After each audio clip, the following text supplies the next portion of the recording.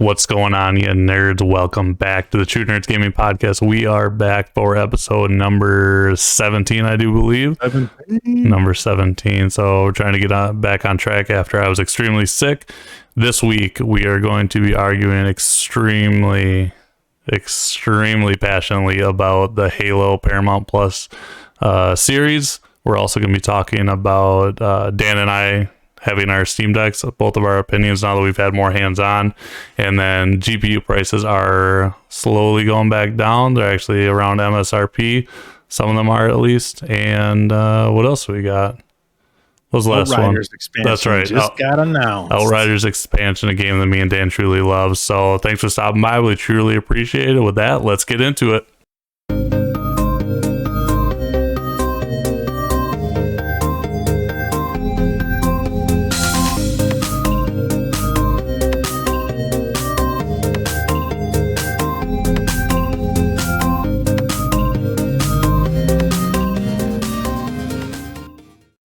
All right, man, before we get into our topics, I'm just going to ask, let's go over what we've been playing this week. We haven't talked much, so what video games you've been, movies, video games, tech, what do you got going on this week? So I jumped into a few different things. I want to test out a bunch of things on the Steam Deck. I bought a few games specifically for the Steam Deck. Thank you. I jumped back into Outriders with the new expansion coming back out. No Destiny and very little Elden Ring, although I still want to keep pressing on Elden Ring, but I didn't have like a ton of time dedicated towards gaming this past week. I really focused on actually getting like a decent night's sleep, which the Steam Deck has helped out awesome because I can just feel like I can play for 45 minutes or so to an hour in bed right before, click the sleep button, roll over, go to sleep, and it's perfect where gaming down on like the big screen or the battle station, like you're in a whole nother zone. You feel like once you turn it on, you want to dedicate a couple hours to gaming on that device. And so I've been getting great sleep this past week. I think there's only one night that I stayed up until 11. Otherwise, I was in a bed and pretty much asleep by 10 o'clock, which is great. Yeah, that's nice to kind of take a break. And I messaged you, so I was traveling for work this week one day, and I got an actual hands-on true impressions of what the Steam Deck feels like when you're, not just playing it at your house or whatever, but this was actually traveling with it, what the traveling size felt like. So I think that's really cool. And we'll touch about that later, if we want to get further into details on it. But the 30-minute playtime that you can do what you just said is super nice. Like I actually fell asleep playing mine the one night. I'm like, oh, it was just a quick doze off, but like you can just relax and wind down before before you go to bed. So it truly helps with that. Like what people really enjoy about gaming is the relaxation, the disconnect, and it kind of like helps you wind down at the end of the night, unlike playing on your desktop, which like stimulates you and keeps you awake and you keep grinding. Let's just talk about it. Let's get into it because this is a passionate discussion of ours that we've been waiting for the shit. So I traveled the Steam Deck and I played it. I've played probably had about 5 hours playtime before actually traveling with it. So first thing I'm going to talk about is the size. The Steam Deck is not, I wouldn't call it portable. It's not a portable gaming device. It is a handheld gaming device. If I'm going to be labeling it, it's not like a 3DS or even a Nintendo Switch, man. I pick up my Switch over the weekend and I'm like, holy shit, man, it was so small. But just because it's a handheld device, that doesn't mean it's not portable. So I wouldn't label it a portable gaming device, but it still is portable, if that makes any sense at all. It's very big, so I actually had to. It's not like the 3DS that you can fit in your pocket and just like take with you, but like the Switch was already kind of pushing those boundaries. Yeah, and I feel like that's why they came out with the Switch Lite, which is like way more portable and like a more classic like Nintendo portable handheld gaming device. This one's definitely pushing the boundaries of handheld gaming. It is heavier, but the ergonomics are absolutely insane. And it's like one of those things where you pick up something that's heavier, but the weight's more spread out. It feels lighter and not as heavy, because like you hold the Switch, and especially like the OLED with some grips on it, and you're like, oh, this is getting heavy, and it's getting like concentrated, kind of in like a certain handheld Yeah, grip. this you spread it out. It spreads it out, and like people have, everybody's first impressions on YouTube was like, oh, the ergonomics feel great, and I was like, oh, that's really good. But you pick it up and you're like, wow, like it feels light in your hands. You feel like I have so many different grips and Joy-Cons for the Switch, because I've been trying to find the best ergonomics and handheld stuff, and like in joystick performance that like you can actually play with in game, like a really good joystick that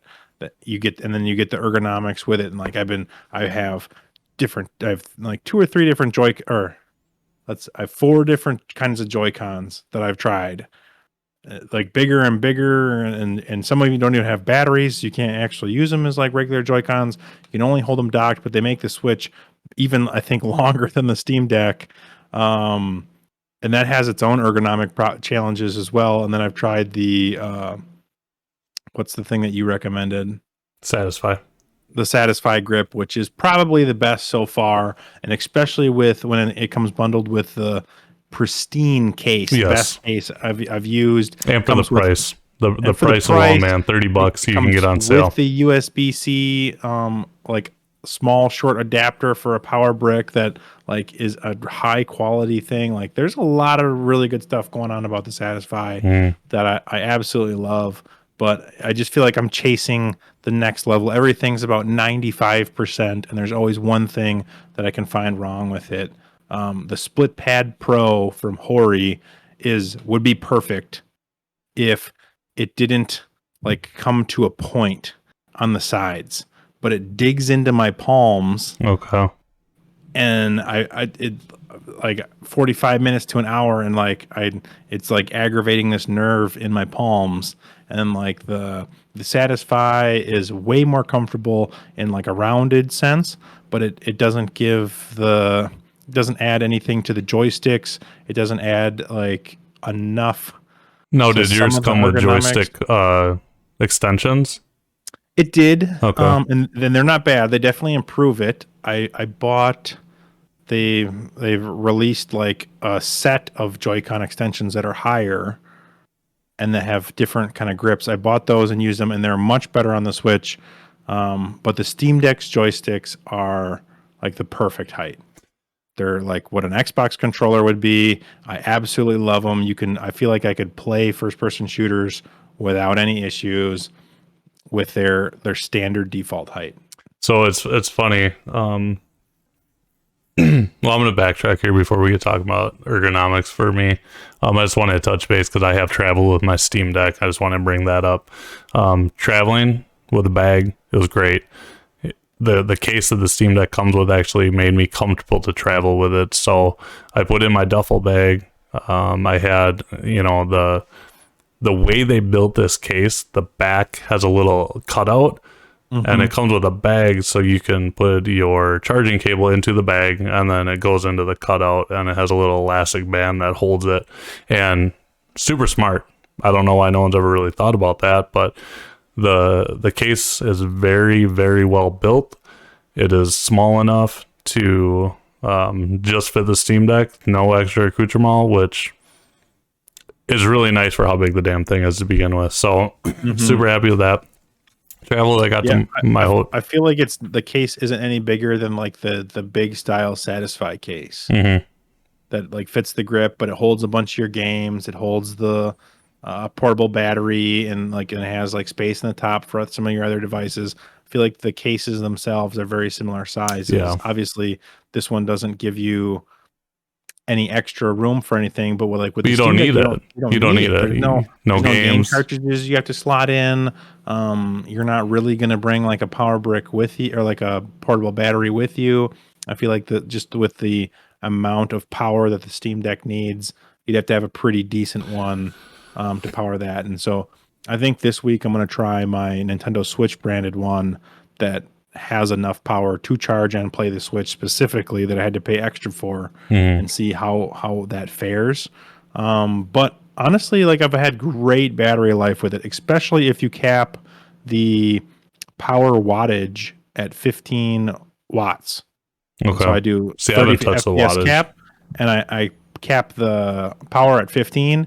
The fan barely turns on in that mode, which is absolutely great for me because I think I might have got one of the worst fan ones, but outside of that, like I absolutely love it. And in the 15-watt mode, I've been able to play what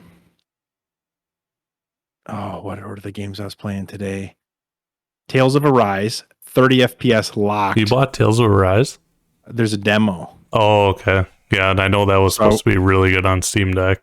So I want to test it out. 30 FPS locked, pretty much all the graphic settings turned on, under 15 watts of power, like 12 watts. See, And the fan like barely goes. those games right there, the unique color scheme of those games, those are the games I'm looking for on the Steam Deck because it's not super taxing on the system, but it looks beautiful, right? Oh, like it's one of the best looking games I've it's the played on that. cutscenes, the cutscenes of that game until you start playing the game for hours and you realize they won't shut the fuck up. I don't know how much combat you've gotten into, but dear God, they just will not shut up. You know, ACG, I always mention ACG, but he mentioned best on his review. It's like a UFC fighter being like spin kick, spin kick, spin kick, spin kick, and just saying it over and over again. But anyway, so I have not messed with the wattage on my Switch, my Steam Deck. But what I did do is I messed with, I locked the frame rate and I shut vibration off, and that instantly gave me an hour more gameplay. So turning vibration off and then capping at 30 FPS. Although vibration is a weird one because does it turn off the haptic feedback on the mouse, the trackpads? No. Oh, okay, perfect. Well, I'll turn that off too. Yeah. Because I don't need vibration, but I love the haptic feedback on the touchpads. Yeah, I'm pretty sure it didn't. No, I know for a fact it didn't. But I've been doing a lot more testing with this deck than I normally would. Like my Switch, I just picked it up and played the damn thing. But right, and I feel like that's one of the big differences is the Switch is like it's giving you a curated experience. It's like this is the experience you get. You just pick it up and you play it. It is what it is. Like that's all you can kind of get out of it for the most part. And you can trade out Joy-Cons or whatever else. But the Steam Deck is kind of this like tinkerer's dream. And you can kind of love it or hate it because it can take a little bit more to get a game running well. But on the flip side is like you can dial it in perfect for your needs. You can either, get the most battery life out of it that you can, like more than like what the Switch would offer you because you can't control any of those things. You can't, even if a game doesn't require a lot of wattage, you can't down power the Switch and play at 30 FPS if you want to and get another 2 hours of battery life. Like the battery indicator said it was gonna get like 3 or 4 hours out of Tales of Arise from 100% charge with the thermal capped and the 30 FPS cap, and it was a perfect 30 FPS, which is huge because if it fluctuates, it's gonna give you're gonna like notice the 30 FPS a lot more. But if it's perfectly locked on 33 milliseconds, you're golden. Like I didn't notice, like it didn't bother me whatsoever playing at 30 FPS. Yeah, that's how it was. I was playing Darksiders Genesis, and that's a top-down hack and slash kind of Diablo-like theme. The game's not like Diablo. Don't care. A lot of people compare it to Diablo. It's not. It's just that top-down. Not directly top-down, but Diablo-type action RPG. But I didn't. Yeah, having it at 30 FPS was perfect. I think I texted you and I was like, man, I'm getting 3.5 hours of this playtime. It's crazy. It's 3 to 3.5, and it was phenomenal, man. Because then you huge. can I've just only plug gotten it in. anything out of the OLED, which is like the upgraded version for battery life wise. So being able to get like close to 4 hours out of a demanding game, like on my old Switch, couldn't nowhere could do that. My Gen 1 Switch was getting to like an hour and a half, 2 hours of gameplay, and then I need to like charge it again. Right.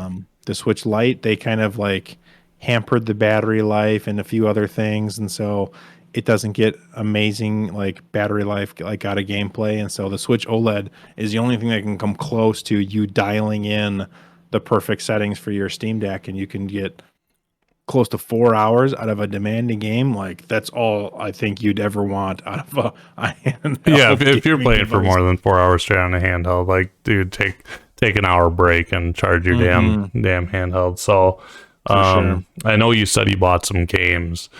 I just want to go over what I did last week, but I've still been playing Darkest Dungeons. That game's phenomenal. I mean, I've been wanting to play that for years, but again, I wasn't going to spend $20 to $40 or wait for the steep sale for the Switch.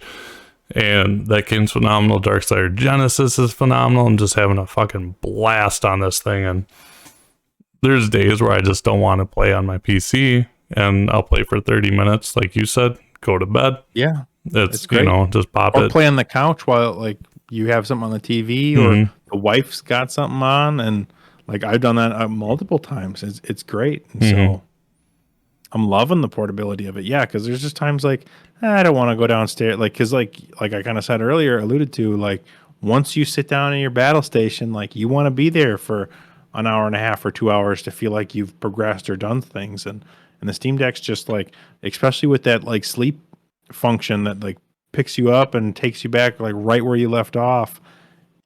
You just feel like you can pick up for a half hour and or 45 minutes and get like whatever you need to done, or unwind at the end of the night, or just like relax and get in a good mood, and then you're done. I have noticed the sleep function is not, it's super great. Don't get me wrong, I'm not trying to take anything away from it. However, in 24 hours, I have noticed 12 to 15% battery life loss when you're in sleep mode. So that's just something to think about. If I know I'm not going to play until tomorrow, I turn it off now. The first couple of nights, I sleep mode it, because like the Switch, it truly does last a really long time in sleep mode. But there's a lot less stuff going on with the Switch. So, so the Switch does do a good job. I feel like this, for being a full-fledged computer, does an incredible job. If you've ever messed around with sleep mode on Windows laptops and desktops, it's absolutely terrible. It actually causes way more problems than even just that it saves. Yeah, like we've talked about, we always shut our computers down if we ever have it in sleep mode or restart it. This thing, though, it's just like done. It's back on, right back into it. There's literally no delay.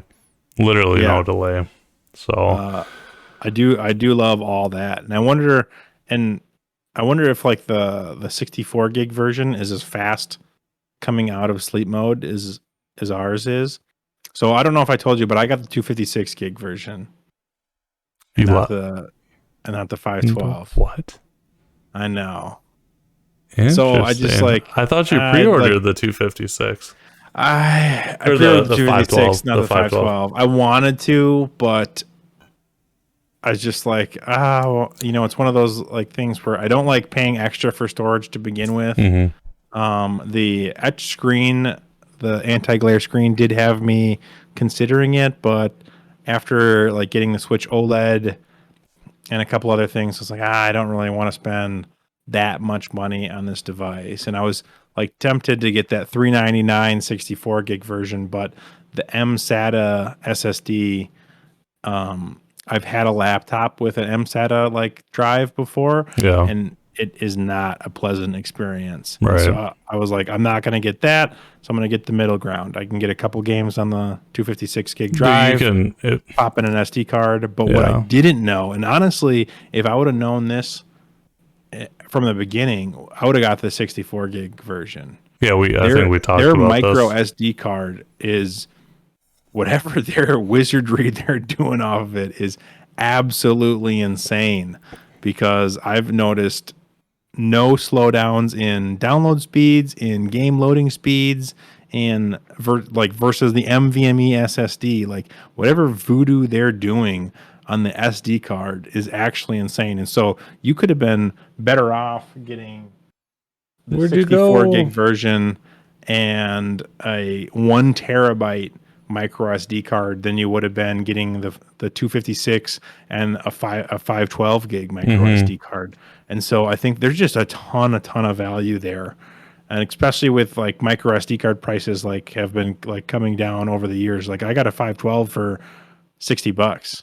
Yeah, I think I'm happy I went with the 512. Don't get me wrong, but I do want to point out that the fact that you can, now granted you're gonna have to wait fucking a year at this point, but the fact that you can spend $399 and get what you're getting and then upgrade with a ScanDisk, SD card with minimal performance loss just blows my mind at this point. I keep really saying does. It. I sound like a fucking little girl fanboy. I guess I'd be a little boy fanboy. I've been waiting for a system like this for years. The Switch was great, but it never really, I'm a weird completionist where I need achievements, hours, to, the Switch just doesn't match in feature set what the other consoles have, or even what Steam can offer, and especially like we've talked about in the game price department. That's the biggest thing, man. I followed your advice. I went on CD Keys and I looked up like games that were compatible or were verified. And I already know, but tell the people what you got because I'm happy. This Dan is the worst at practicing what he preaches, right? So we're talking about like, don't go play Elden Ring on your Steam Deck, don't go play Witcher 3 on your Steam Deck. And first night he's like, dude, running Elden Ring and Witcher 3 is running great right now. I'm like, we literally just talked about this, like. I had some issues with Elden Ring. Granted, you already owned it. Yeah, I already owned them, so I just want to test them out. And so my issue was I had limited games that were like verified for the Steam Deck. Fucking I only takes like, 2 minutes to get on CD keys, but whatever. I know, and I only had like 8 in my library, and I was just like setting it up, and it took like it did so many updates and restarts. When I first got it, I was just like, I just let it like sit there, and then I was just like, okay, install, and I wanted to like test it out as fast as I could, and there wasn't like too many games that like really could test the capabilities. And so obviously we've been really into Elden Ring, so I put that on there. I saw Witcher 3, I put that on there, and Elden Ring, it runs it great and it looks beautiful, and I'm just impressed that it can even run it. But I was getting some dips down to like 24 FPS, and then like it really felt like a stutter. And in the game style, the Souls-like game style, shit on. Yeah, that's not good. You'll get hit, or you try and dodge, and you get smacked or whatever, and so that's not the experience you're going for. And so, and obviously, I was in a like end game kind of area, and so I was gonna take it back to beginning area and see if it did the same things, or if I needed to tweak some settings and stuff like that to get it to run smooth. But I tell you what, The Witcher 3 ran freaking phenomenal. Like it was 50 to 60 FPS max settings. That's wild. Now, granted, the game's 10 years old at this point. Right. Or not 10 years, 7 years, but still. But they built it future forward looking, and so the Steam Deck is great for those games that are 5 to 10 years old that were graphic powerhouses back in the day. It runs them so smooth, silky smooth today. You lock that thing to 30 FPS and you're getting some battery life, some eye candy, and great gameplay out of a lot of those things. So I tried out those, but I wanted specific games to play on the Steam Deck like you recommended. So the next day or two I went through and I picked up No Man's Sky, which is verified for $15 on CD Keys. I was like blown away. Yeah, it's a $60 game, and all their updates for that game have been free. Keep talking. I already know the games you got. My dog is freaking out right now, so just keep talking. Go over the games. I will be right back. So I got No Man's Sky, $15. I got Slay the Spire, which is I've just heard from all the YouTube reviewers that I've watched over the years that they say it kind of like invented this deck building genre or perfected it. And it's just a ton of fun. So I picked up that for, I don't know, $5 or $10 or something, super cheap. And that has been a ton of fun. It's been a blast. I play that like that's the perfect game to like kind of fall asleep to, because there's like checkpoints and battles that are very easy stopping points. You can pick up and play in 15-minute chunks if you want to. And the you get like, more cards into your deck after every battle or defeat. And so you kind of just get this gradual power fantasy as you build through. And it's just a lot of fun. Slay the Spire, great game, especially for the deck. I was it's slated for like 4 hours of battery life playing at like 15 watts locked. I bought Oblivion, which is the prequel to Skyrim, and it is verified for the Steam Deck, which is awesome. I think it's one of the oldest games that's verified for the Steam Deck. I never played it. Cobbs grew up with it and has loved it. He loves Oblivion. Yep. Oh. And so I got it for $2. I got Oblivion, the collector, like the complete edition for. Let me tell you something about Oblivion, man. I saw the previews for that game. I think we were in 8th grade when it came out, 7th or 8th grade, and I saw the previews. I bought the game. It ran like shit on my PC because at that point, they weren't on console. So I made Patty take me to Best Buy and upgrade my. No way. She bought me a new GPU. It was this little NVIDIA like 600 or whatever they were at that point. But yeah, that game's phenomenal. How much was that GPU? Do you remember when you bought it? Dude, I didn't have money. I don't know. I know, but it's just like, did you have to like beg your mom and like, yeah, it's as much as a console is. It was probably at least $300 at that point, I'm sure. Wow. I don't know. Yeah. I mean, that's a lot for like a parent to spend on like now it's like, we've both spent way more than that on our graphics cards. It's nothing like. I wish I spent $300 on my graphics card. I know, right? Yeah, exactly. Speaking of, let's talk transition right into GPU after you're done with Oblivion, since we're that'll be a nice segue. Talk about prices. Yeah.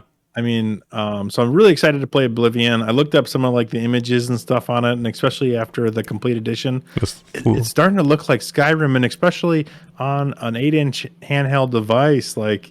It's going to look great, I feel like, because Skyrim looks great on the Switch and it runs at the lowest res possible. And so, and then I can't remember what the fourth game was that I got, but I did download the Skyrim special edition as well. And so I have Oblivion and Skyrim on the deck, and nice. They look great on there. They like some of the games that the Switch almost runs really good. The deck just blows out of the water. Like The Witcher 3 is a prime example.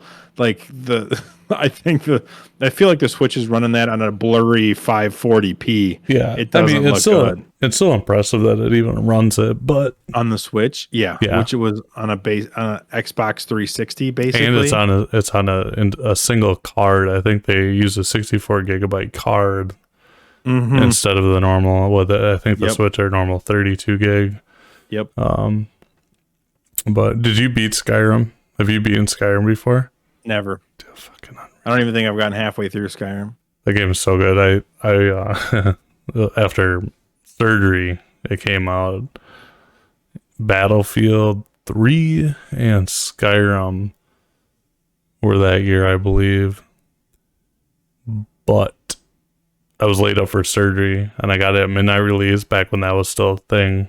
Dude, I didn't go to bed for 48 hours. I remember going to get McDonald's in the morning, like hit their breakfast menu, and yeah, man, I think my original like time playing it, I think I had 300 hours in it, and then I revisited a couple of years later when all the expansions, I wanted to play the expansions, and I have a lot of time in Skyrim.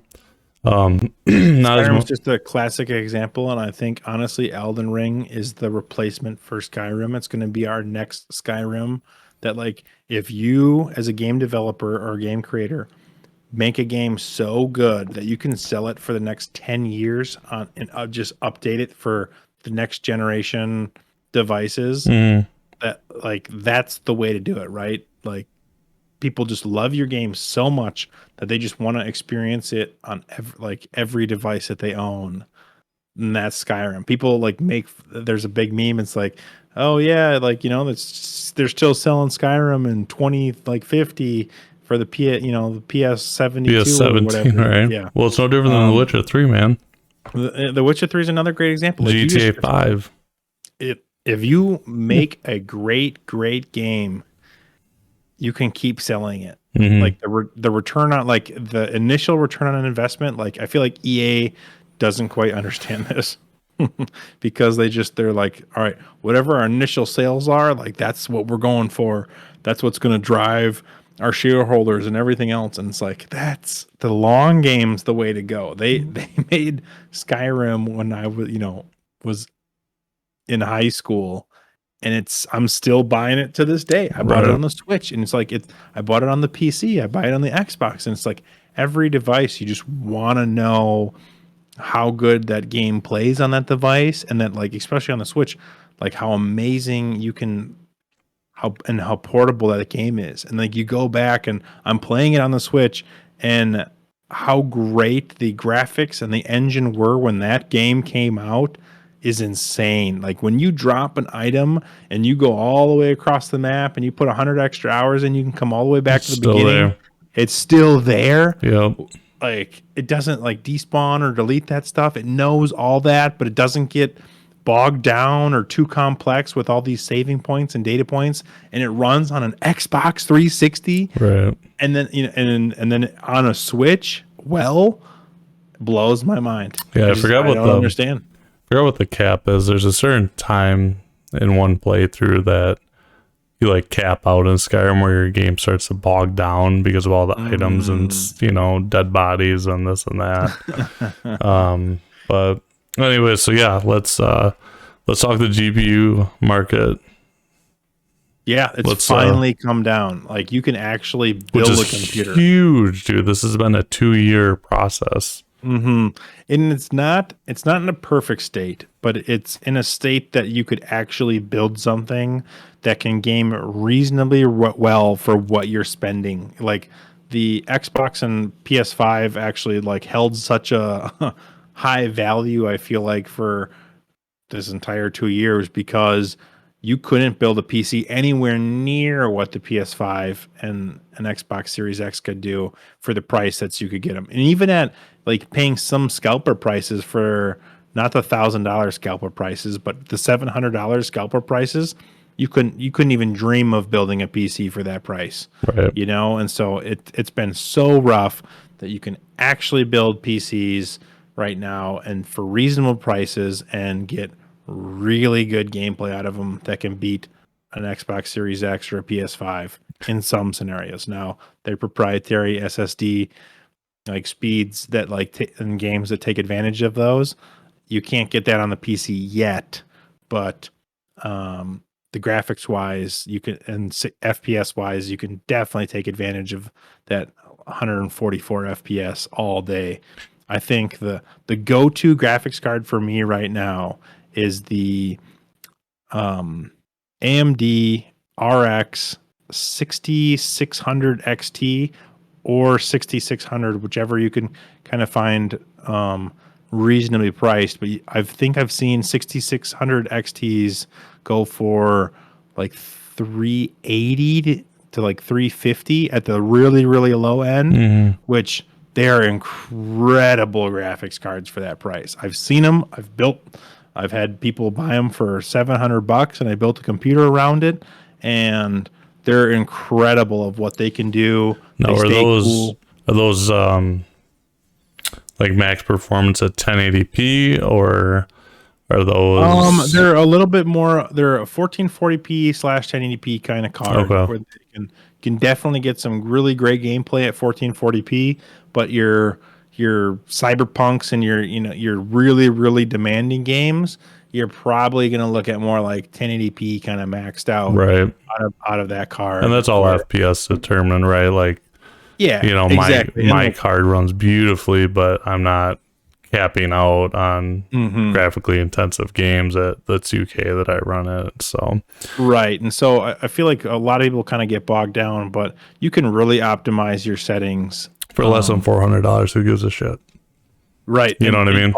It's such good value. And try and get something that's comparable on the NVIDIA side, you're looking at a 3060, and I hate the 3060. That's a waste of money.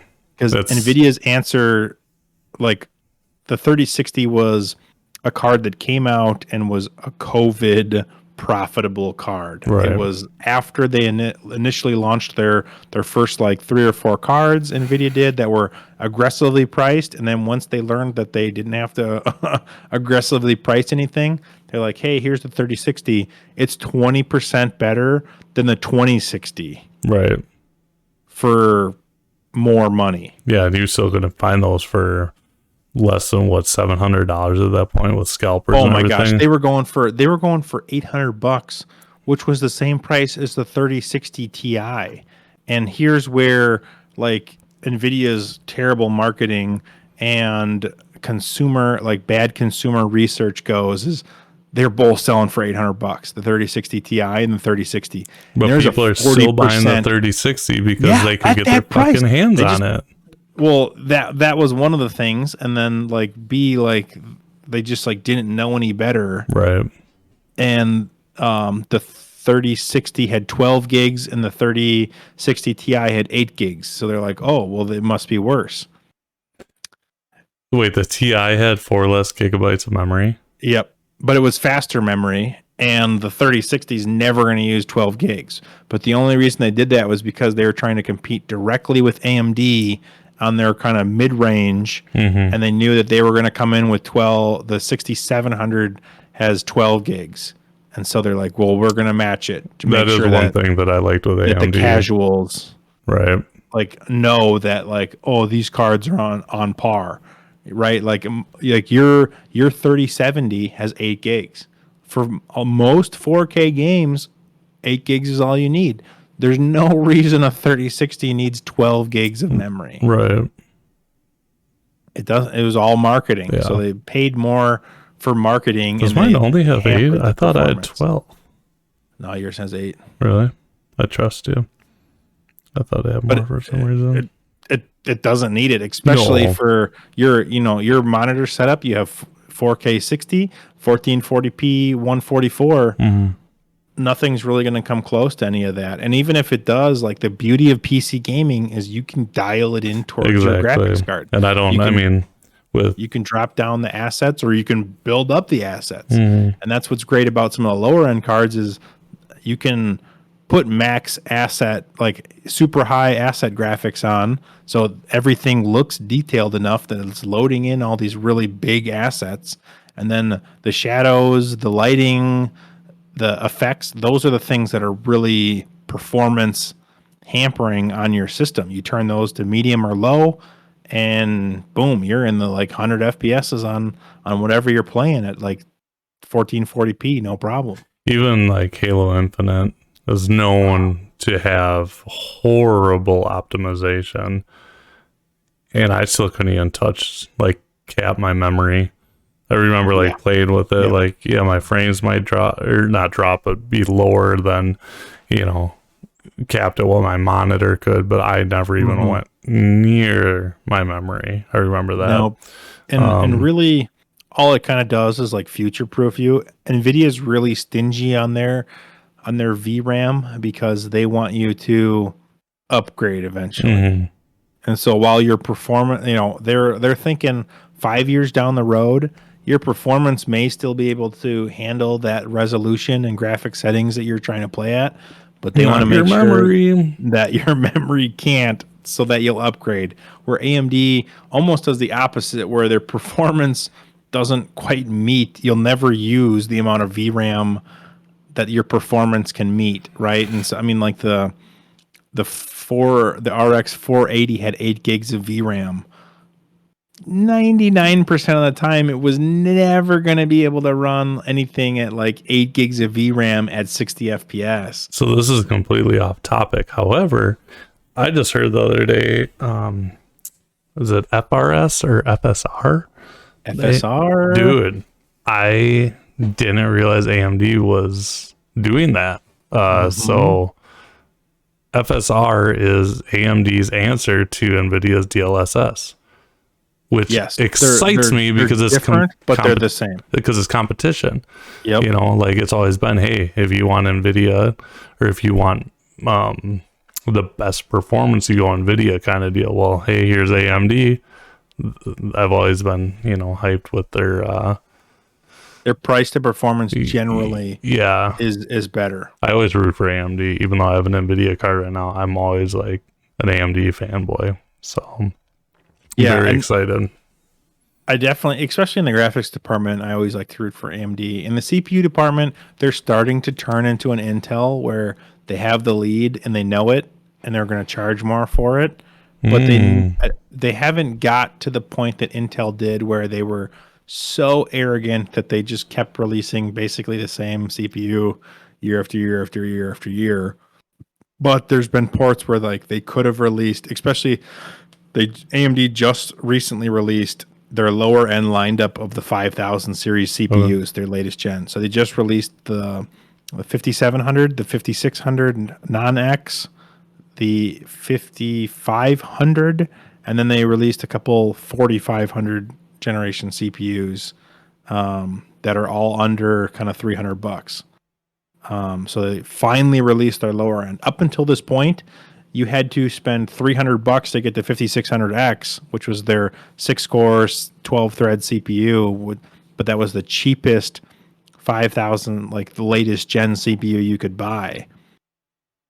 And then otherwise you had to drop down to a 3600, which was like $200. Right. But the performance gap between those two CPUs was massive. I was going to say that's a huge. I mean, I was saying only recently, like Intel launched their like 12th gen lineup, and their i5s and i3s are slaughtering AMD right now in the low end, which Intel's never competed. I was going to say, dude, I've never heard that come out of. That was weird. We just readjusted her at the same time. I've never heard like Intel crushing the lower market or the entry level market, so that's kind of interesting. There's been one or two like out of the blue examples. Like one of them was a Pentium processor way back in the day when I really like 2014, I don't even know what that 2013, means.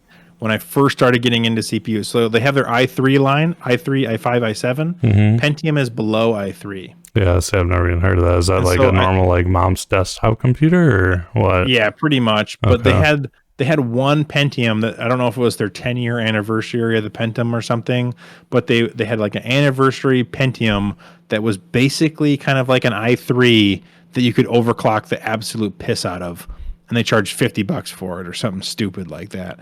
And so it was like the just absolute budget builder's dream, right? The super low end. People absolutely loved it because it was great. So you just said, sorry to interrupt, I just want to get this out there. You just said you didn't start building until 2013, or like getting into it. That's when I started to really, really follow the like tech space. So what got you interested? Because we've always been into video games. I didn't even realize you, because I built my first computer in 2015, or you did. It's like, what got you interested? So I've never heard this story. I'm curious. I was working, I had actually dropped out of college and I was working a factory job, and I had like I had like $2,000 extra dollars in my bank account. And I was like, I think I want to build a computer. Yeah. I was playing a lot of League of Legends and a bunch of other stuff, but I wanted super sweaty and toxic with it. Yep. I wanted to play League at a high level, or like a higher level. And then there's a couple games that like my initial laptop that I bought like couldn't play or play well. And so I was like, oh, I want to build like a really good desktop computer.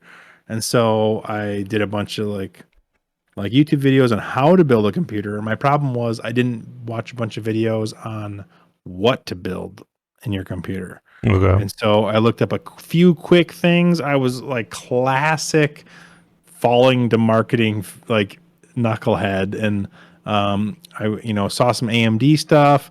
I saw that their new processors could hit like 8 gigahertz or whatever, and I was like, these are the ones, I gotta have them. They're breaking world records. And that was realistically using liquid nitrogen. They were hitting. Oh yeah, homeboys just in there spraying. Yeah, that's funny. Yeah, so I'm like, I was never gonna hit those things. I was like, oh, these are gonna be great, and I got this great CPU cooler. I could barely hit like 4.6 or 7 gigahertz on those, but Intel wasn't quite at that point yet. They were only hitting like 3.94 gigahertz, so I thought they were better because of marketing. but that's not how CPUs work. And if I would have bought the i7 2700, I'd have been golden for 10 years. People are still running the i7 2700 because it was a fucking beast. I'm trying to remember. Mine was the i5. Yours was a 3440 or something like that. Yeah, because I got that in 2015, and the homeboy that built my. Actually, you didn't build my first computer. I just thought about that. I actually had a Milwaukee PC build mine, and the dude was actually legit. He's like, this is what you need for what you want. He wasn't overselling me on anything. And that build lasted like 4 years. And he sold you right. If you would have spent the little extra on the i7, that processor would have lasted you a couple more years. You would have got still lasted me until 3 years ago. Yeah, I mean, the i5 did its job, for sure. But yeah, kind of apples and oranges, and whatever. That's the problem. He was fucking cool about it, and now they're out of business because he wasn't upselling people. It's disgusting how that's part of it. Yeah. I'm just kidding around. But seriously, that's probably actually why they went out of business, because they weren't trying to oversell everything. They were actually nice human beings. Yeah, I know. But there's parts that like you make your that's your golden goose, and there's other things that like you're just trying to compete kind of on, and you want to get that reputation of competing on, right? And so you were like, they built something for you that was really competitive, price wise and performance wise, and then you know they were hoping that you'd spread the word. Hey, you want to build a computer? I went to these guys. They didn't overcharge me, and everything runs great, right? And even like years down the road, like you're still talking about them, right? You were extremely happy with everything that happened with you, but they just probably didn't have enough, like honestly, like your corporate clients. Well, and with the internet, dude, yeah, with the internet and how easy it is to order a custom built PC nowadays. Yeah, and then like you see like they basically are trying to sell, like, you know, a classic example is the Cooler Master Hyper 212 Evo. It's a CPU fan. It's like a $25, $15 on a deep sale CPU fan, and places like Milwaukee PC or what's the place that I worked at? In Whitewater. It's gonna bug the shit out of me now. I know. I worked there for like 2 or 3 years. But whatever, like they were selling them for like $45. And it's a $25 part, right? Like that's where they tried to make their money. And it's just like, guys, come on. And like they would upsell everything, right? And so that they made $20 on that. They made $20 on the motherboard. They made $20 on the CPU. They made KC computers, like $10 or $20 on every single piece, and then they charged you $150 to put the whole thing together. Did you hear me? So then what'd you say? KC computers. KC computers. Yep. Yes, thank you. You're welcome. So then it was like at the end of the day, it ends up costing you like almost $1,000 more than a normal like build or at least like a couple hundred. Right. And then I'm just like, I was looking at some of these builds that I was doing for customers or that they were building on. I was like, guys, like, this isn't right. Cool. Like they could do way better than this. Yeah. And then like there was rebates on, they would just literally order, like if somebody came in for like a custom build, they'd order it from Newegg, all the parts. That's kind of fucked up. And then they'd upcharge some of them, and then they'd That's dirty, put a builder's dude. fee, That's dirty. like, fee on top of that. And it's just like, I understand like, the builder's fee, but upcharging that's dirty. Upcharging. And just like I was like, and then there was rebates. There was one that like there was like all these rebates, and I picked all these parts and was like, look at how much we can save them, or look how much we can charge them less, and then like make more, or like we could split the difference or whatever. And I was like, we don't do rebates. They just didn't send them in to like get the money back. And I was just like, guys, like this is free money. Free money is the best money. And this could make us more competitive. And then I was like, I wanted to like branch out. And since we were in a college town, I wanted to be like, hey, we should make some flyers or build like a really budget computer that's like really competitive, like the budget computer, and like put flyers out like, hey, this is like $1,000, we'll build you the best computer, with a monitor included, kind of a deal, to all these college kids, because like some of them have rich parents and stuff like that, Right. and so, but like they're like, oh no, that's not our market, and I'm just like, okay. That's funny. And then I quit. Yes. Yep. Well, they didn't pay us very much either, so it's just right. like, yeah. So at the end of the day, I've noticed a huge, like Jordan bought his 6900 XT beast of a GPU. I mean, that's already down like $500 in the last 3 months. So yeah, I've been seeing that one for MSRP, which was the MSRP was $999, and I've been seeing it for $1,050 for the aftermarket cards, which is like perfectly like normally you'd see like $100 to $200 increase for the aftermarket cards for the triple fan versions or this or that. Overbuilt they made it or whatever. And so, especially in the top end, you definitely see like a higher markup. Like you're not going to see $200 on the 3050, right? Because it's already only $200. So yeah, that's awesome news. That makes me happy, because it's always depressing to have friends that want, a new card or this or that. I mean, consoles are still like Casey. He was trying to go after a new graphics card. Early in the pandemic, he didn't get it. He goes, these are harder to buy than shoes. He's a big like shoe guy, and I was like, yeah, they're pretty tough. And he's like, I'm just gonna get a PS5. I was like, oh, you think they're gonna be easier to get? Right. And he's like, oh yeah, I'll have a PS5 well before I have a new graphics card. And then luckily, I got an email from AMD for being a longtime customer. That said, hey, would you like to buy a graphics card before everybody else does? And I was like, yes, I would. And I bought myself and himself one. Actually, the only reason I bought two was because I wasn't sure if the first transaction went through. And so I went back through to buy a second one. And I didn't want to be like super obvious that I was buying two cards. And so I bought the different, like, what were your 6800 XT and the 6800. So the XT and the non-XT. Yep. And you have the XT. And so I got both, and I was like, hey, which one do you want? And I'll probably like sell the other one because I don't think I really need it. And he's like, I just want the 6800. I was like, you sure? He's like, yep. I was like, okay. And he's super happy with it, and it really is a good card. That is a good card. Especially for MSP that he got it at. And then I actually tried to sell my 6800 XT and on eBay, and it sold twice. The first guy just never responded to me at all. And so that shit happens on eBay all the time, dude. It's so annoying. I don't get it. Like, you should. There was kind of a thing going around at that point in time where people were trying to just like bump up like the scalper cards, so they like win them and then just not sell them, so they'd have to relist them, and so they'd like never actually get the price they were kind of looking for. So I don't know if it was something like that or just somebody like who overbid, and it was like, oh shit. Yeah. And so then I reposted it, and this guy's like, oh yeah, pay me, or like message me on PayPal individually and I'll like pay you directly, and you don't have to pay the eBay fee. And I was like, bro, eBay already charged me the fee. I've already paid it. Just pay through eBay, because I want the like buyer seller protection. I want, like, I don't want to get scammed. I don't know. I wasn't aware. I didn't do a lot of eBay selling. There's some weird shit out there that there's some weird scams. I always get like, hey, text me on this number and I'll go through the payment. It's like, dude, fuck you. Yeah. And it's just like, yeah, that seems great, but please just pay through eBay. And he never did. So it like went unsold again. And I was like, you know what? It's not even worth it.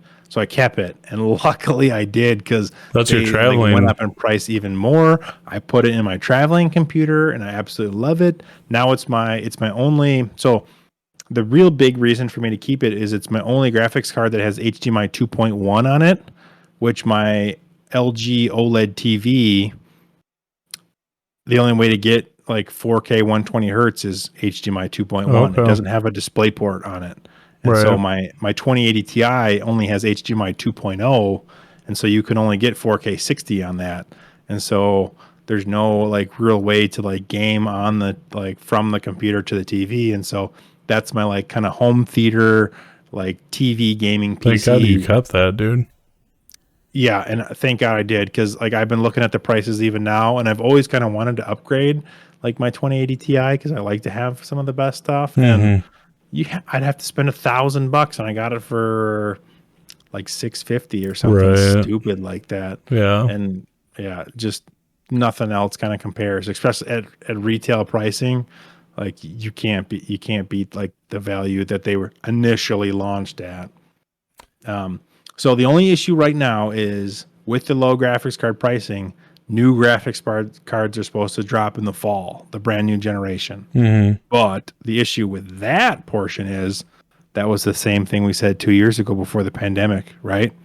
Everyone's like, "Oh, the new cards are coming out, sell, sell, sell," and they announced the 3070 for $499, and everybody started selling their 2080 Ti's for less than $500. And then they got They were previously $1,200 graphics cards. Well, dude, my 480, my Sapphire that I could have sold for $700 or $800 was like a $300 card at this point.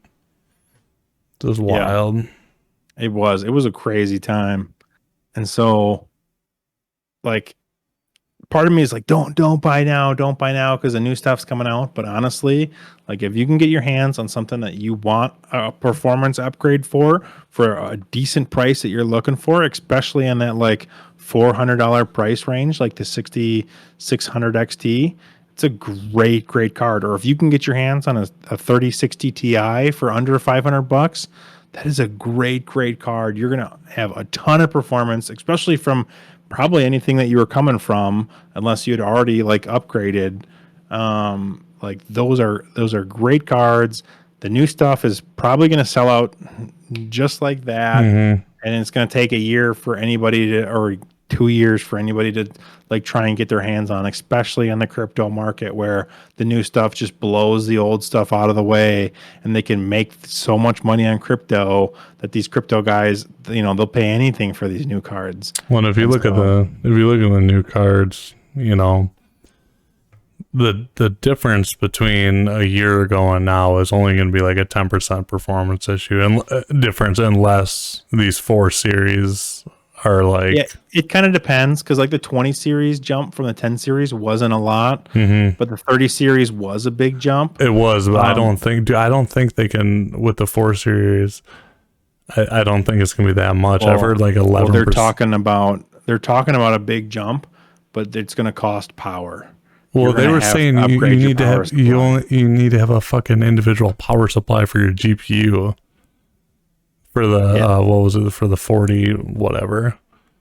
Dude, that's asinine. There's 600 like 800 watts per fucking graphics card. That's insane. The highest level 4000 series, they're looking at 700 watt cards. Right. Like it's in like to put that in perspective, the current 3090 Ti that costs $2,000 uses about 350 watts, and so they're talking about doubling how much power this card can use. Now I'm running an 800 watt gold standard, and you're not even 30, so that. No. Yeah, you're not even touching that. The 3070 probably uses like 250 watts.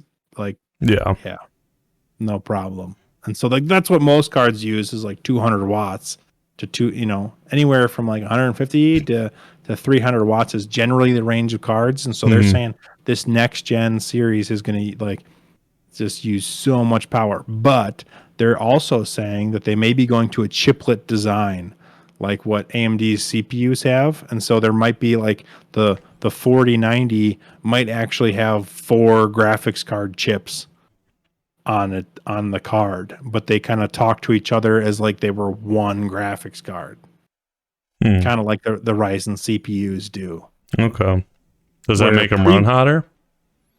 It'll use more power, and the power becomes kind of more concentrated, which kind of like the Ryzen CPUs right now, they don't really run that hot, but because they're so like different chiplets, the heat is very concentrated, and so you'll get a very wide range running it at like we were messing around with like the voltage. If you run it at 1.2 volts versus 1.4 volts, it can go up 20 to 30 degrees because it's so concentrated in two different spots that like it causes like heat spots.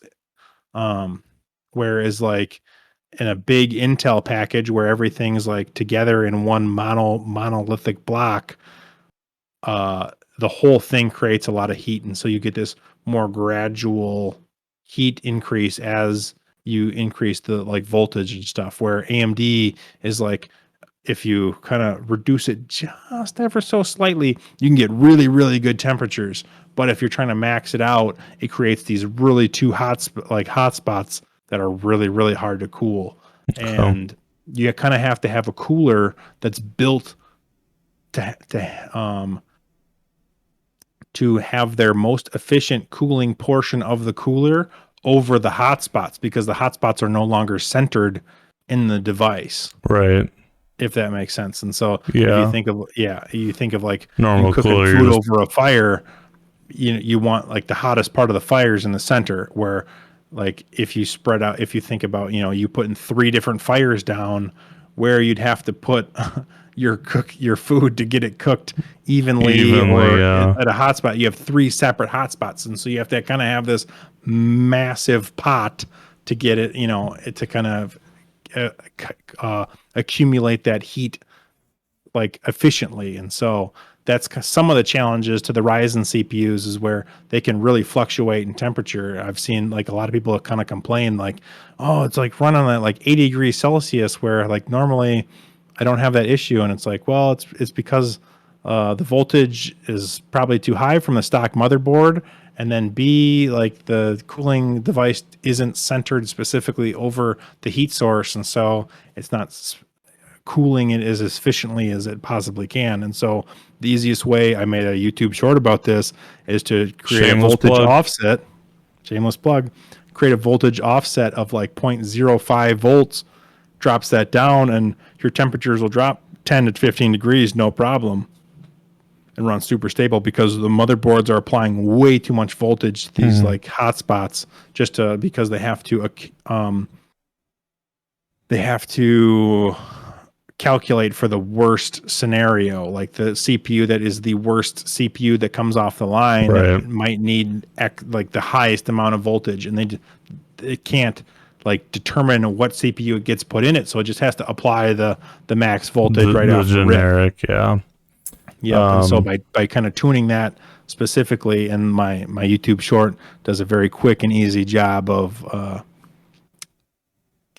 making it really simple and safe, to where you don't really have to worry too much or get too complex about, trial and error over and over and over again, and what voltage should I put in, and all that good stuff. And so that's the nice thing about being friends with you.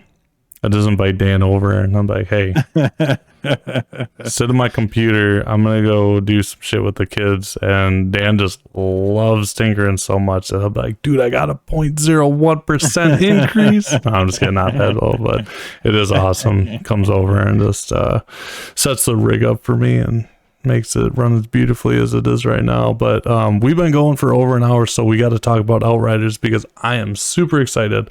My biggest disappointment of this year so far, and I'm not even shitting you, was looking at the Steam Deck and seeing that Outriders unverified. Is unverified. Yeah, no, it's not even just unverified, it's unsupported. So hopefully they get that fixed. But Outriders is a super underrated game. Me, Dan, and his brother Mike had so much fun. Well, and Buzzy had so much fun playing this game. It is a really good third-person shooter, over the shoulder, but shooting is not the main focus of it.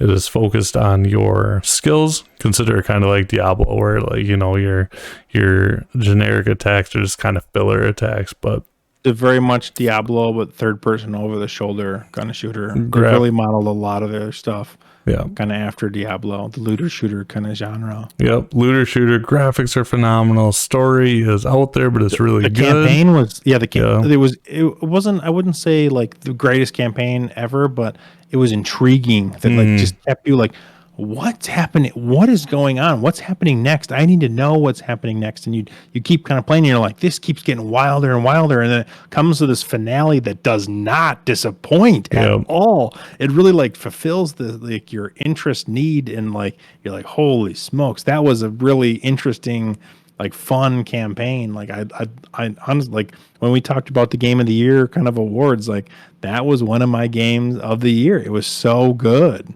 And it's so underrated. So it had some technical issues coming off the and that's the problem. So that's what shot itself in the foot. Yeah, the technical issues were a huge issue. Even for me, we had to load in Direct 11X instead of Direct 12.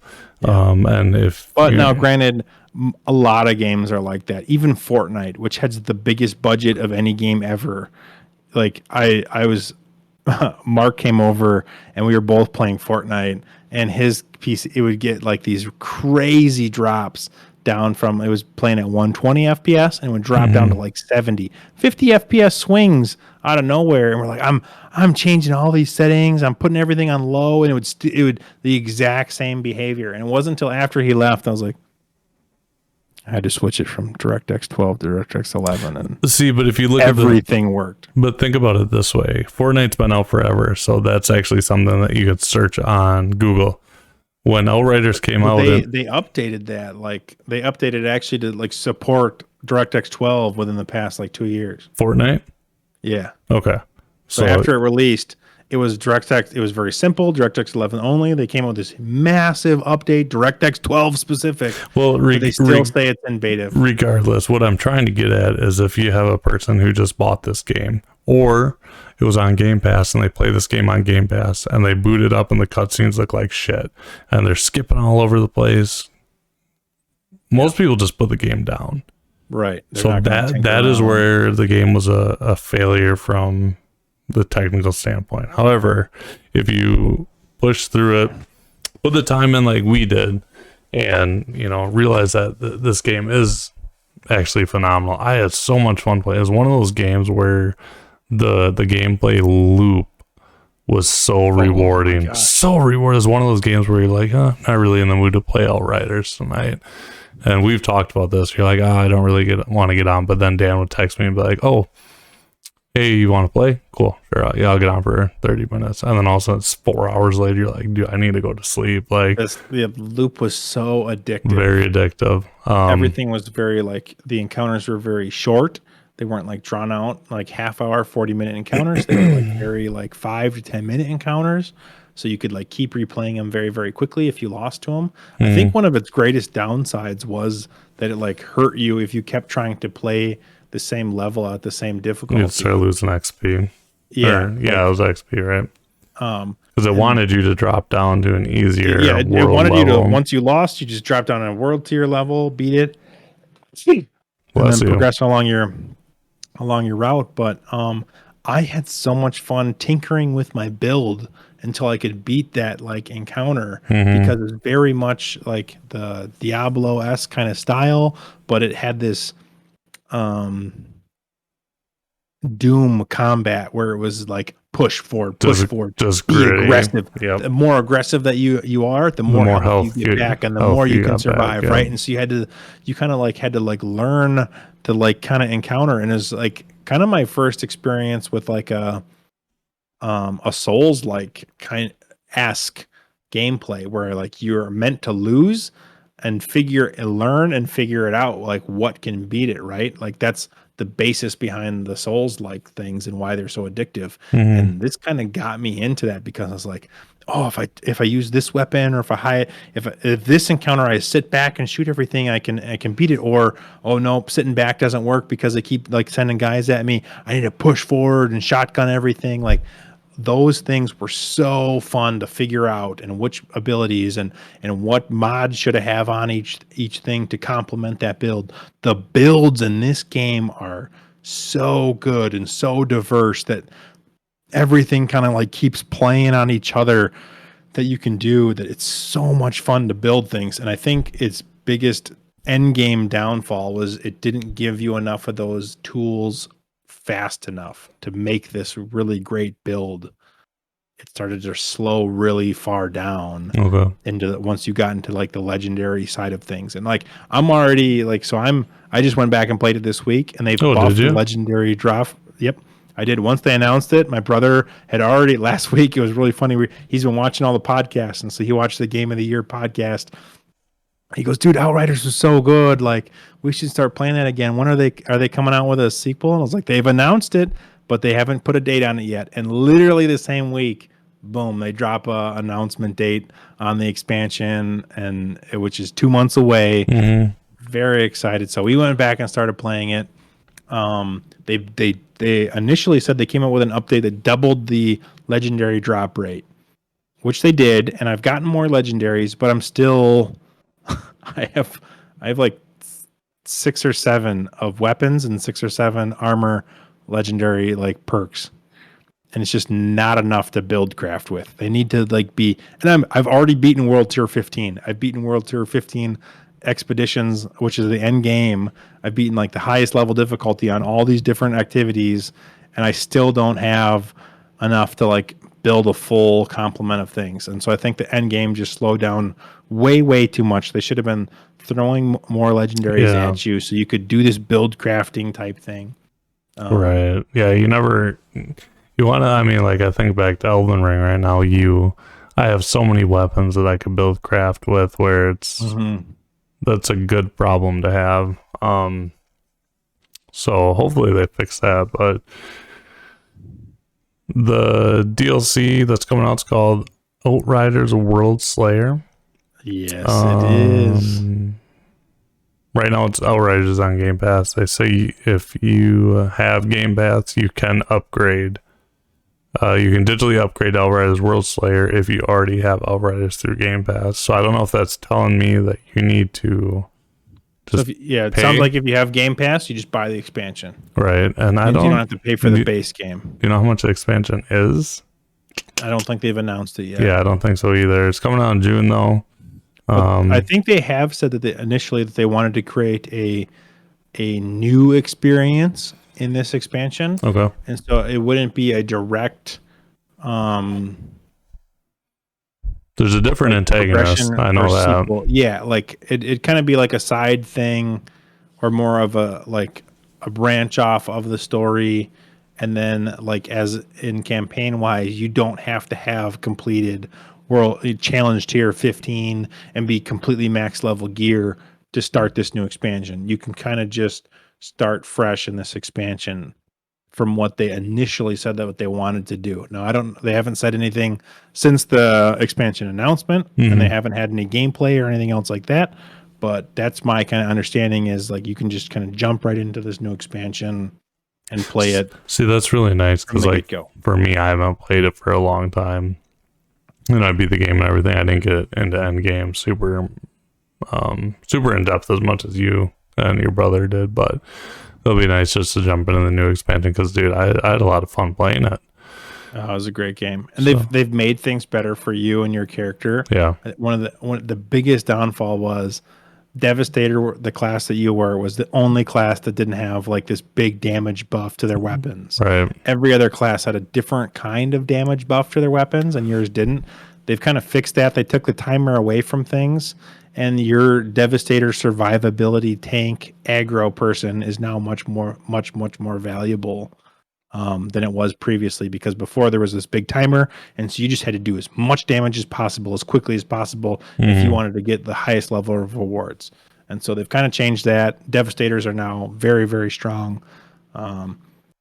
Good. So I'm really excited for this new expansion. Yeah, their toolkit was a lot of fun, but I wouldn't be doing as much damage. But the spells it. Yeah, you'd watch yourself at the end, and you're like, wow, everyone else did 2 to 3 times the damage that I did. Like, how do I even get close to their thing? And it's like, well, my entire thing loops around this damage buff to my bullets. Right. That's all I'm doing. Your class doesn't have that. I don't know how you get any more damage. Now, I did see a few Devastators absolutely demolish everything in their path.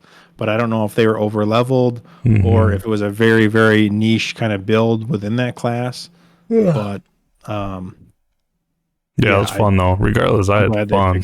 Even though, I mean, I was still being buzzy. He was always bottom of the leaderboards. Oh, okay, that was probably my most fun, is because even after he jumped in, shit talker, and it just made it he's better. The biggest shit talker, and he still was bottom of the leaderboards. He would even copy my build and couldn't touch what I was doing or what my brother was doing, and so we just got to carry him through something, which was just an experience in itself. Of normally he's kind of the person super grindy, carrying us through everything, and we had to carry him through everything, and he just wouldn't talk to us because he'd be so embarrassed about his damage output, which the game did beautifully of just laying everything out, making you look like shit at the end of each mission or like level. It was like, here's how much damage you did, here's how much healing you did, and you could just compare each person to like everything, and you're like, wow, you really sucked. We fucking carried your ass, which is kind of like it. That's the fun of carrying people, and I think that's where Destiny like kind of lost some people from Destiny 1, where the Destiny 1 thing was to I carry as many people as I kind of can to like victory, where you like to see your stats on how boss of a person you were. Right. And that's like, no. We gotta make it better for the casuals. Yeah, exactly. Tailor it. All right. Well, we better wrap it up here. So that was an hour and 15 minutes, the longest one we've had yet. Yeah, I got nothing else to say. Real quick though, what about that Halo Paramount Plus? Oh, jeez. Okay, real quick. It's not canon, which I knew going in. Master Chief. It was hard to differentiate that. I agree for the first episode or two where you're like, I know what canon is, and they're really like not doing some of the stuff. But some of the stuff they were, and some of the stuff they weren't. And so it was like, but you haven't read the book. Really kind of like, and it was anxiety inducing kind of initially. And then I was just like, finally I was like, I'm just going to let it be what it is. And it's this kind of like new story that's loosely based off the canon that they kind of like wanted to do.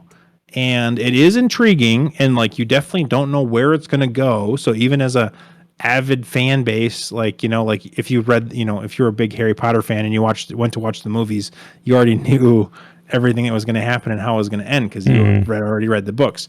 So this one, like, you don't know where it's going to go, which makes a more interesting TV show. And it definitely was action light, and they've said it was supposed to be more of a drama.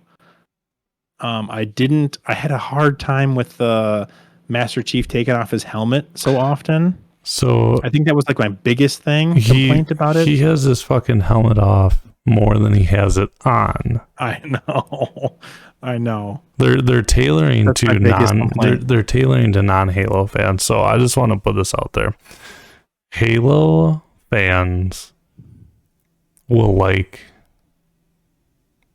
a game no matter how bad it is, at least. Granted, like multiplayer, that's a different story, but I'm saying, like, you look at the first couple of Halo games, the fan base will defend the living shit out of it, even if they know it's wrong. You could go back and be like, you know what, Halo 3 is dead, the game, it's old, this or that, and these people will defend it through and through. The ratings for this is a 3.5. So you have Halo fans. But have you got to the latest episode? No, I stopped watching it because it fucking sucks. It's horrible. Okay. Dude, so it is so bad. It's the best Halo live action we've seen to date. You can't disagree with me. Even as like off canon as it can be. I do disagree with you. Forward Until Dawn, the movie? What, dude? When Master Chief comes and rescues everyone. That's the only decent part. And it was brief, and the action. But that action right there was more exhilarating than anything in this TV show. But you haven't watched it yet. I've watched reviews. because that's how bad it is. I this chose this week's episode is where they spent the budget. And I guarantee you this week's episode will blow any live action Halo out of the water. This show is so bad that I'm choosing to watch reviews about the episodes rather than watch it. Nah, the reviews in general to me are like, no, I watch people I trust. No, people I trust. Not who? IGN? No, they rate everything a 7. Angry Joe show. I'll trust Angry Joe all day long. His whole persona is he tries to tear things apart. No, he doesn't. No, he doesn't. He's the Angry Joe. If he can be angry about it, he's angry about it. That just shows that you haven't watched him for a while. He's not angry. Him and other Joe and Alex are very level-headed about the reviews. There's some other YouTubers that like I watch about reviews that I really, really trust, but they will tear apart Destiny because it gives them views, and it's like, okay, it's not that bad, guys. And then like the funny thing is, the one dude keeps going back to Destiny and he keeps playing it, and like then he'll tear it apart again, and it's like it's just this like viewership thing. Or no, this, you're like, talking apples to oranges right now. That is a popular thing to do is to tear apart. Like that's where you get views, though. Is like they do it for the views. Yeah, no, you get views based on bad things. Anthem's bad. Don't play Anthem. You're getting down the rabbit hole. Don't play it. Don't watch the new Halo. You're getting down a rabbit hole that has nothing to do with our conversation right now. You're watching reviewers. You're watching the reviews to view your basis on the show. I watched the first episode and it was horrible. And then I started watching reviews of it. Yeah, I thought it was horrible. This series is so bad they forgot to paint weapons. There's seriously plasma pistols that don't have paint on them. I didn't notice it. Yeah, dude.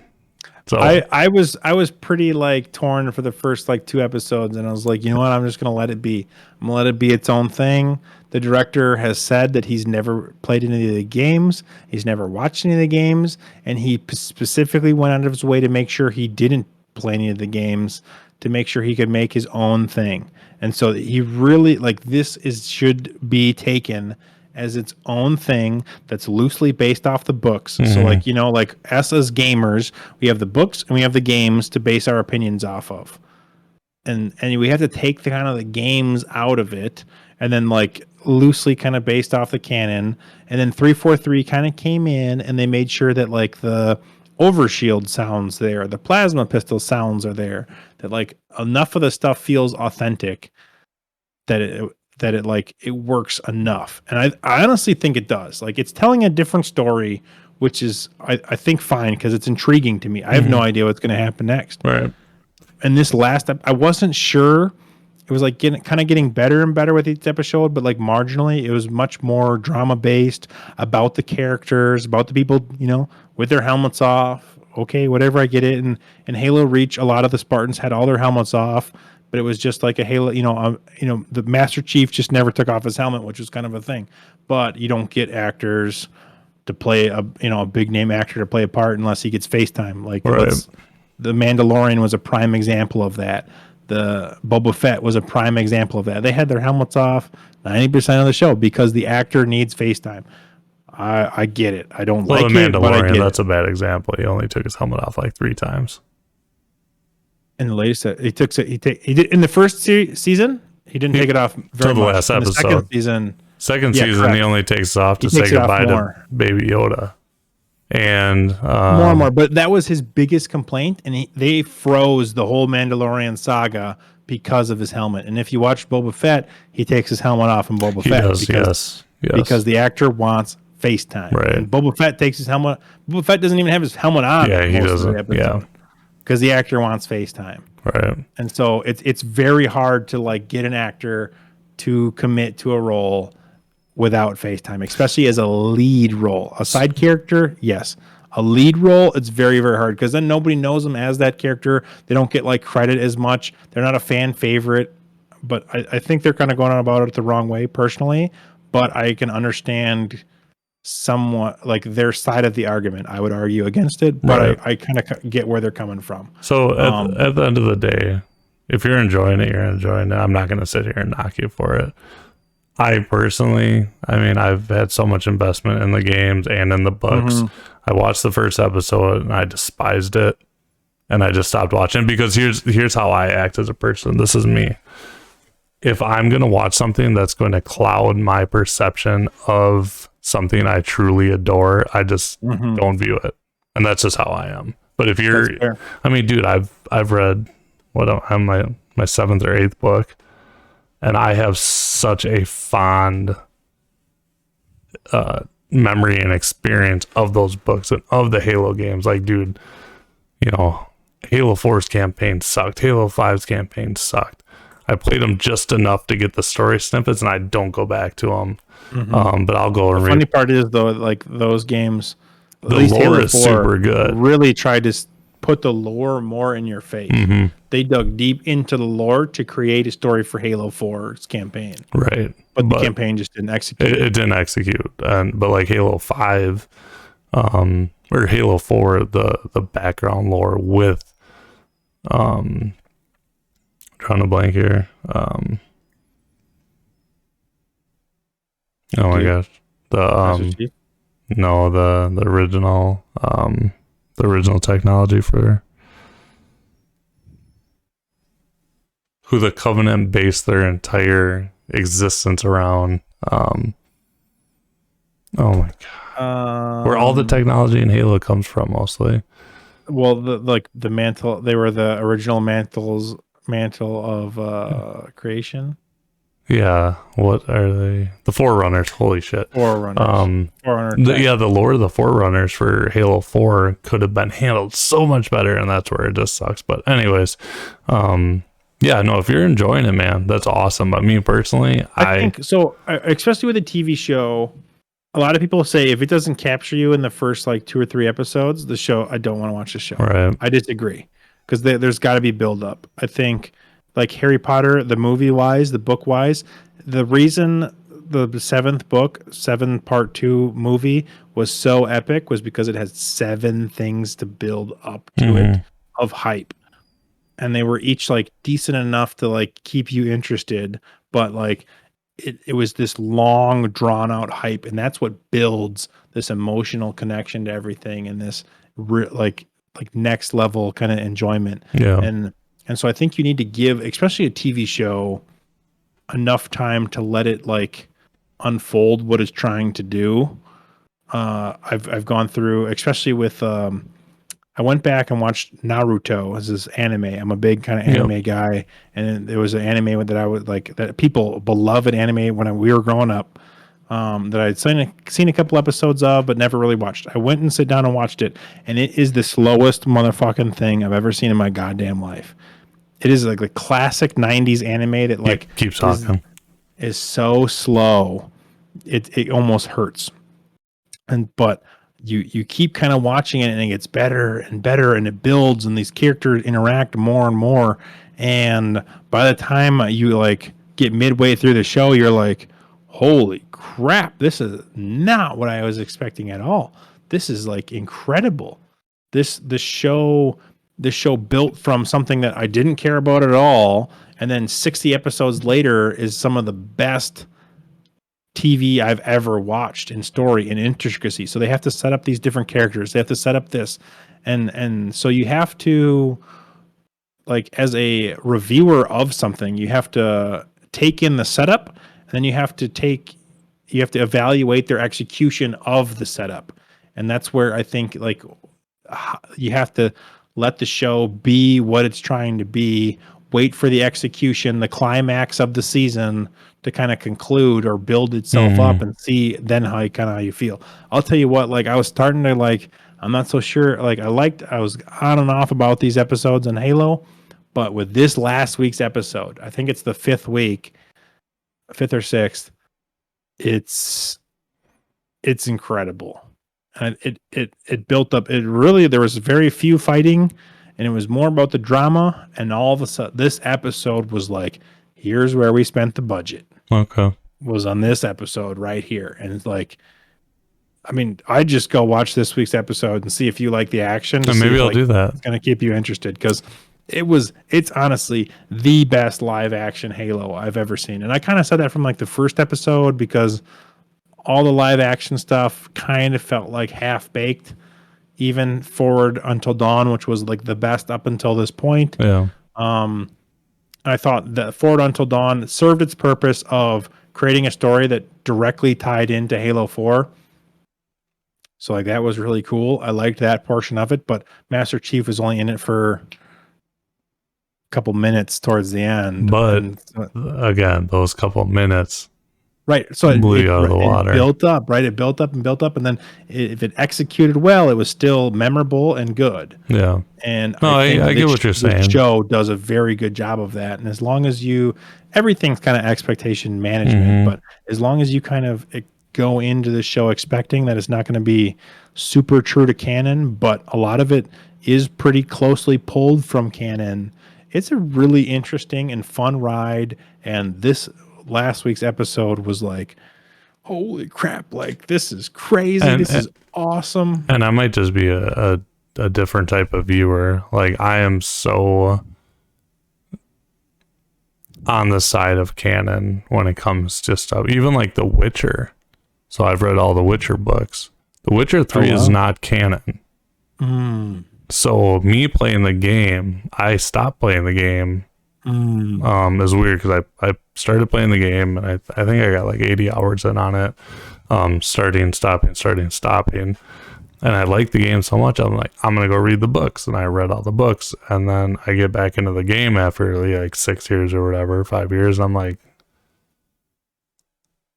nothing matched up. The characters' timelines, I stopped playing.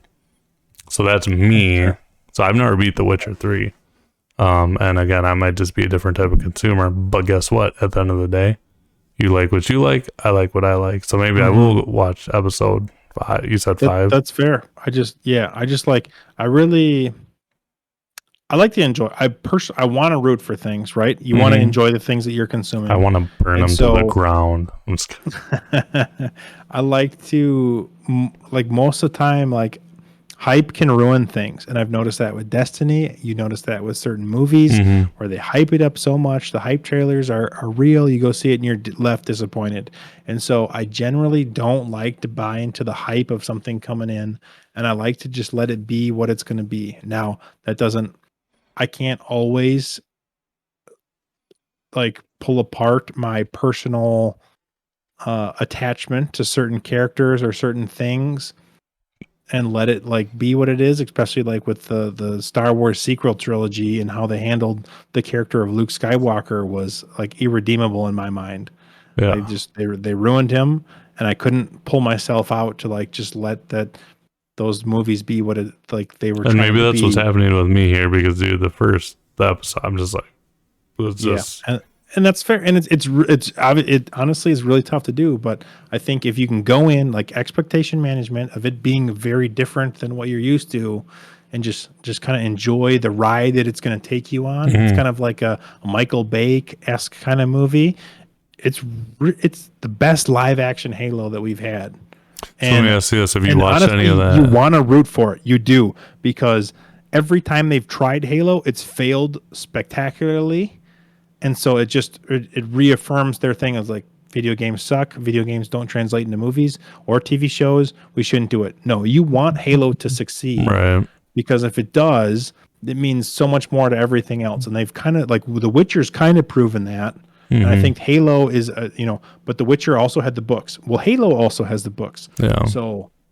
So let's let's try and support this as See, long I've as never watched The Witcher either. I'm weird. I refuse to watch the movies because I have such a good memory. You're different than me. I prefer to watch it, like consume. It took me 10 years to watch the Harry Potter movies because I loved the books so much, and I had that vision in my head of what the characters look like.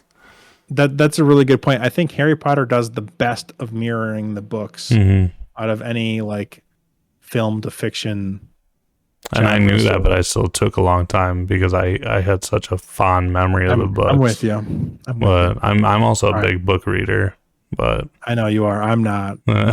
So I've done some audiobooks and it's been enjoyable, like especially Star Wars, but I can't consume those novels anywhere else except for the books or the audiobooks. And so, Right. Yeah. well, I I'm such a big Star Wars fan. I need this knowledge that I like forced myself to kind of do it. But and that's we'll cut it off there, I think. No, I just want to say, just this conversation alone shows how hard it is as a movie developer or producer, because me and you are very like-minded when it comes to video games, and we just had a straight up, nope, I'm on this side, you're on this side, and we're usually aligned pretty much very closely on everything. Yeah, this is one of the few things we're like completely divided on. Yeah, I mean, I'm sure there's a lot of people out there like me. There's a lot of people out there like you. Both my brothers, both opposite sides, kind of initially. Like my one brother, my youngest brother, who was a very big like gamer like me, still is to this day. He was like, I don't like it. He's Master Chief, has his helmet off way too much. I don't like it. My other brother, who played Halo 1 and 2 and 3 with me, but kind of has ceased playing a lot of video games since then, absolutely loves it. Yeah. He's all about it. And so there's, it's really like hitting the fan base at kind of like different angles, I feel like. And I mean, so the video games. Sorry, go ahead. I was just going to say, the video games, he doesn't take his helmet off. Right. But in the books, he does. He does all the time. So the fact that his helmet's off doesn't bug me. It's the fact is like the action orientation of it, and it being more of a drama. Like, dude, it's like Halo 4, they tried to make Cortana and him like fucking in love. Is weird as shit. Like the whole first Halo book, they don't even have their Mjolnir armor until the end. So, and actually in that's Fall of Reach, the second, the Flood, actually his commander, it was an acting commander, made him report without his Mjolnir armor on because he wanted to show him, you were just a human being to me. I don't give a shit about your Spartan program. So his helmet's off all the time. That's not the problem with me. It's just, it's the combat focus. So maybe that's kind of like what they were going for with the show, was more towards like what it is kind of with the books. And I think they get better, and they keep getting better. You know what? Just for you, for me, the action I'll give it a try. The first episode was bad. I was like, bro, this action like isn't all that great. But the drama itself kept me enough like intrigued to get to this episode, and then the action is like, you know what? I'm gonna fucking go. Just after me and Heather tried to watch it, and we're both like, this shit sucks. And Heather's normally like very willing to be out there with me because she's not into this stuff, but when she's sitting there on her phone, I'm like, okay, like, dude, she's watching Moon Knight with me right now, and that shit's out there as hell, and she's like, this is awesome, dude. Moon Knight is a phenomenal TV show. But anyways, let's cut it off. Hour and a half. Had a blast tonight. It's nice just to talk about nerd shit. So that's all I got. I'm cutting it off. It is 12:15 in the morning. So you got anything else? Stay nerdy.